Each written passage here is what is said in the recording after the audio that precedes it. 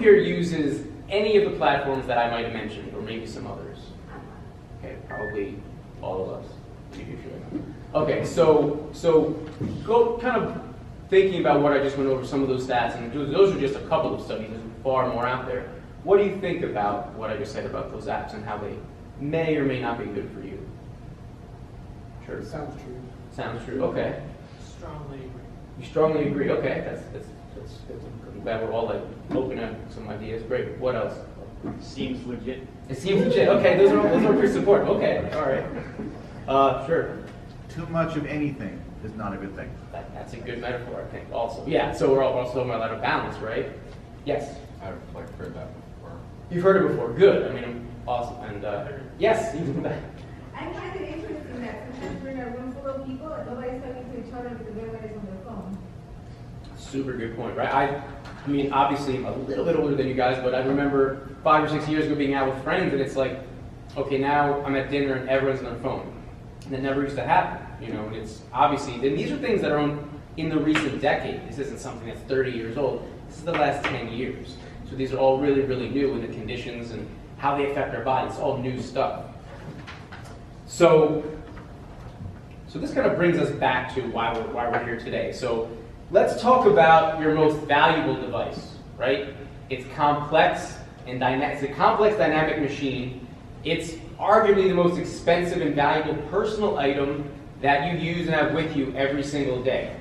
It's a monumental chore to fix, upgrade, or replace. Obviously, you don't want to damage it. So what am I talking about? Brain. Your brain? Yes.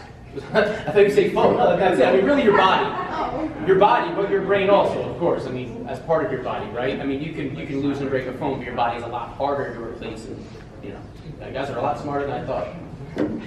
Very impressive, very impressive. So, let's keep kind of getting back to our topic at hand, work-life balance. So, these could just be words. You know, I don't know what they mean to you. I only know what they mean to me. So, what does work-life balance mean to you guys? What do those words make you think about? Ben? Yes? Keeping your work life and regular life balance. Not too much work and not too much having fun or just living life. Yeah, sure, okay. What else? Like, well, you have to do enough work to get money and support yourself and stuff. You also got to have enough time to sleep, like get sleep and eat and exercise and hang out with your friends and stuff. Sure, yes. Knowing when to stop either or and start doing the other one. Like if you go home from work and you're still working and it's like 12 o'clock at night, even it's pretty late. You're not supposed to be working that late. You have to sleep too. Mm-hmm. So you got to know when to stop. Knowing when to stop, sure. Anyone else? What it might mean to you or what you might have read before? Okay. So,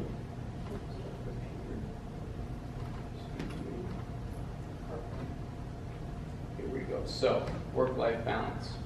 What do those words mean? It could be, bliss, happiness, fulfillment, security, status quo. It might sound boring to you. It could be exciting or perfection. So the expression work-life balance was first used in the UK in the 70s to describe the balance between an individual's work and personal life, which is, I think, what everyone essentially just said.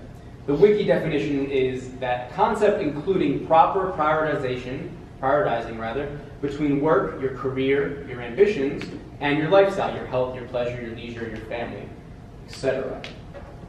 So based on these definitions, and kind of what we already started talking about, by a show of hands, who thinks they have work-life balance? Who feels like they have a balance?